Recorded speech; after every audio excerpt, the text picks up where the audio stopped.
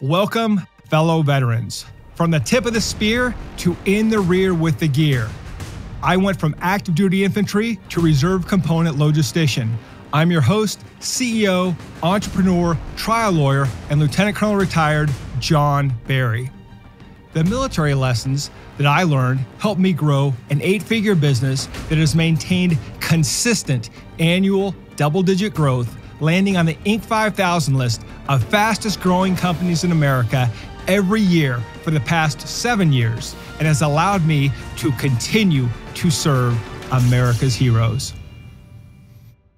From field problems to real problems, you probably remember the term field problem from your time in service. The field training exercise where officers would sit down and try to solve problems. If you were on the staff, you would have to look at the problem and use a process called MDMP, the military decision-making process. And usually during that process, you'd come up with 3 courses of action, you'd brief the commander, and the commander may choose one of those courses to solve the problem, or the commander may choose his own course of action. When we got into theater, for those of us that deployed, there were things that would happen quickly, and we usually did not have that long methodical process to make decisions. We didn't go through MDMP. We reacted quickly and sometimes to our benefit. I can remember the first time that IDF was coming into our base and we heard the rounds coming in and the sirens went off and everybody wanted to get in full kit and run to the bunkers and get accountability and do everything that we were supposed to do as per our SOP. But as the deployment went on, we realized that most of those rounds were hitting the airfield, weren't getting that close to us. And so when the rounds started hitting, the attitude changed where people were less excited about getting the bunker and the attitude became more like, oh, great. Now we got to get accountability. We got to stop what we're doing. We got to get accountability. And we know that complacency kills and that's a bad attitude to have. But on the other hand, it does allow us to think through the problem more methodically instead of, rushing to the bunker and everybody's, high adrenaline. Now we've slowed it down. We understand what's happening. We understand where the attack is coming from, and we can address it in a much more thoughtful and methodical manner. Now, in business, I will tell you that unfortunately, when those problems come in, the adrenaline kicks in the same way, and it feels like we all want to run to the bunker and get accountability, when in fact, the threat that we see may not be as great as we perceive. That being said, if you're in business, you will have problems. You will always have problems. And one of my biggest mistakes early on was that I thought that I was the only one that had problems, that other businesses didn't have problems, that somehow I was a failure because I was facing all of these challenges. But the truth is, most businesses face the exact same problems. I love going to leadership conferences or even industry-specific conferences, and I'll find 10 or 20 people who have the exact same problems I have now, and 10 or 20 additional people who already had those problems, solved those problems, and can talk me through a resolution. If you run any type of an organization, you will have problems. That is the norm. Now, I can tell you that when I initially started experiencing problems as a civilian leader, I almost treated it more like the 8 steps of evaluating a casualty. Do you remember that? We look for breathing, pulse, bleeding, shock, fractures, burn, and then concussions or head injuries. And as we evaluated the casualty, we would figure out the quickest way to treat the casualty so we could evacuate the casualty in a way that didn't make the casualty's problems worse. In business, that's how it felt. As soon as that problem would hit, I'd have all this adrenaline. I'd want to get it fixed as soon as possible. And I wouldn't really assess it methodically. Instead, I assessed it like we were trying to assess the casualty. Go very quickly and do what you can to fix the problem now.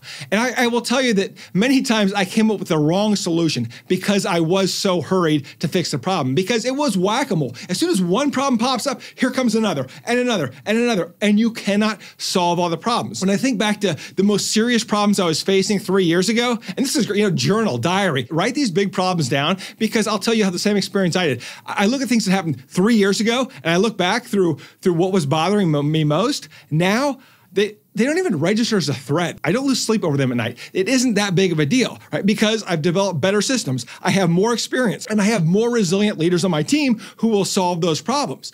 But that doesn't mean that I don't deal with the big problems every day. The bigger your organization grows, the more serious the problems get. And what I thought was a catastrophic problem 3 years ago is not a catastrophic problem today. Generally, when I look at problems, I usually put them in 1 of 3 categories. Number 1, catastrophic. Catastrophic is I'm going to lose the business or the company to a major problem like bankruptcy, or someone broke the law or regulation, and there's going to be either severe fines or irreparable professional or reputational damage. Now, the second layer below that is the serious problem where I may lose a key client or I lose a key team member on my leadership team. Those are serious problems that need to be addressed immediately. And then there are the routine problems. And these are the ones that you have to deal with, but you generally will have enough time to deal with them before you bleed out, before they become a huge problem. The first is a cash flow problem. The second is broken systems and procedures. If you know you have a cash flow problem and you have 4 weeks to resolve it, that's a lot of time to fix the problem. Now, sometimes it can be a systemic problem where by the time you figure it out, it's too late. But most of the time, if you're on top of your numbers, you're on top of your business, you can foresee or forecast that cash flow problem coming, and it's just a routine problem that you're going to have to deal with from time to time. Similarly, broken systems and procedures. You will outgrow systems, you will outgrow procedures. The things you do today will prevent you from getting to the next level tomorrow, and that's okay. Those systems and procedures will break, you have to fix them, but those are routine. Those are things that you should expect to happen, and you should have a plan for them. I've also noticed that when you have these problems, not only do you have to triage the problem, but your team needs to be able to understand how to triage the problem. Your team should know what constitutes a catastrophic problem, what is a problem that is defined as serious, and what is a routine problem, so that they're not freaking out and waking you up in the middle of the night for problems that maybe don't need to be solved right away. But when you do triage that problem and you figure out which problems you're going to address first, you need to make sure you assign the right team. As soon as you have the problem, what should pop in your head is, who can help me? Nobody does it by themselves. Nobody wins the battle by themselves. Nobody solves the problem by themselves. A lot of times, any problem you have in the organization will touch almost every area of the organization. Your job as a leader is to figure out who is affected the most and who can help you solve the problem. So you have to assign the right team to solving that problem. The next thing you have to do is get your resources aligned. If you have a business, you're going to have resources, and generally resources solve the problem. Some of the best advice I received is, if you have a problem and you have enough money to solve the problem, you don't have a problem. But that doesn't mean you don't need to align your resources to make sure that problem gets solved and gets solved efficiently and effectively. And the third thing you have to do is solve the problem. You've aligned the right team, you've got your resources aligned, now you sit down with the team and you solve the problem. And when you have time to do this, you have to look at the origin of the problem, because sometimes the origin is something that you can't do a whole lot about, or the origin is what is going to generate the opportunities. For example, if the origin is the economy, the answer is suck it up and look for opportunities. If the origin of the problem is your industry, then suck it up and look for opportunities, because everyone else in your economy and in your industry is facing these same problems. Now, it may be a leadership issue. It may be, as you go back and you slow down and you think about the origin of the problem, it may be a bottleneck, which becomes an operational issue, which you as a leader must solve. It could be a communication issue, which you as a leader must solve. Go back to the origin. Where did the communication breakdown happen? How do we fix it? And sometimes it's a leadership problem because you or your team decided to implement the wrong strategy supported by the wrong tactics. And in that case, you want to go back through all of your documentation, figure out how did we come to this decision? Let's make sure we understand why we decided on the strategy or why we decided on these tactics before we dismantle this. Because once you do that, then you can narrowly define the problem. And once you have it defined, then the team can work to solve it. The most challenging part of all this is that if you do not define the problem, you may spend a lot of time solving the problem that isn't. In other words, you develop an ineffective solution because you are trying to solve the wrong problem. And in the process, you only create additional problems. So in conclusion, if you run an organization, you will have problems. In the military, you dealt with problems all the time. There were times when you could sit down and methodically fix the problem, like through the military decision-making process, but there were other times when you had to react quickly and resolve the problem immediately, and any action was better than no action. The reality is, in the business world, when we see the problems and we get hit with the problems, we feel that rush of adrenaline. We feel like we have to fix it right away. But it's at those moments that we really need to slow down and look at the resources we have to fix the problem, the people we have on the team, and then clearly define that problem so that we can come up with a resolution that will fix it and fix it for good until the next problem pops up. And yes, as a leader, they're going to pop up just like whack-a-mole, a problem here, a problem there, a problem there. And you're going to be solving many problems every day. You're going to be solving many problems at different levels of the organization. And that's just part of the struggle. The good news is this, is that when you have a great team, you may hear about problems and then the problems just disappear. Why? Because a team member stepped up, took the initiative, did their job, and solved the problem for the organization. And that's why you want to hire veterans and hire people with high initiative levels, because the problems are going to keep coming. And as you grow, they get more complex and the team gets more confused. But if you have leaders on the team, they can simplify the complex. They will take those problems and they will run with them and solve them. And that's what leaders want. Leaders want the opportunity to solve problems.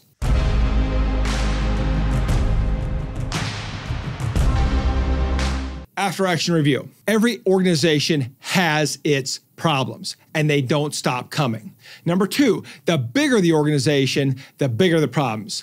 Number three, as a leader, it's your responsibility to triage the problems and figure out who can best solve the problem and what resources you are willing to give them to solve that problem.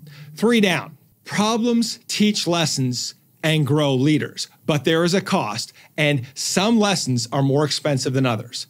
Number two, not every problem is catastrophic. As a leader, you shouldn't be running around like a chicken with your head cut off. Understand that if there's a problem, another problem is going to come. And you must work at a pace where you don't kill the team trying to solve routine problems. There will be catastrophic problems and you will have to act quickly and it will take everything you've got to fix it. But not every problem is catastrophic. And if you treat every problem like it's catastrophic, then as the saying goes, if everything's an emergency, nothing is an emergency. And it's your job as a leader to prioritize. Number three, take time to assess and evaluate the problem.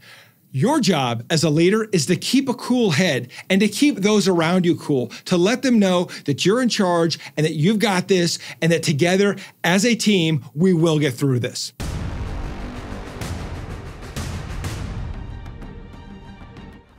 Thank you for joining us today on Veteran Led, where we pursue our mission of promoting veteran leadership in business, strengthening the veteran community, and getting veterans all of the benefits that they earned. If you know a leader who should be on the Veteran Led podcast, report to our online community by searching @Veteran Led on your favorite social channels and posting in the comments. We want to hear how your military challenges prepared you to lead your industry or community, and we will let the world know. And of course, hit subscribe and join me next time on Veteran Led.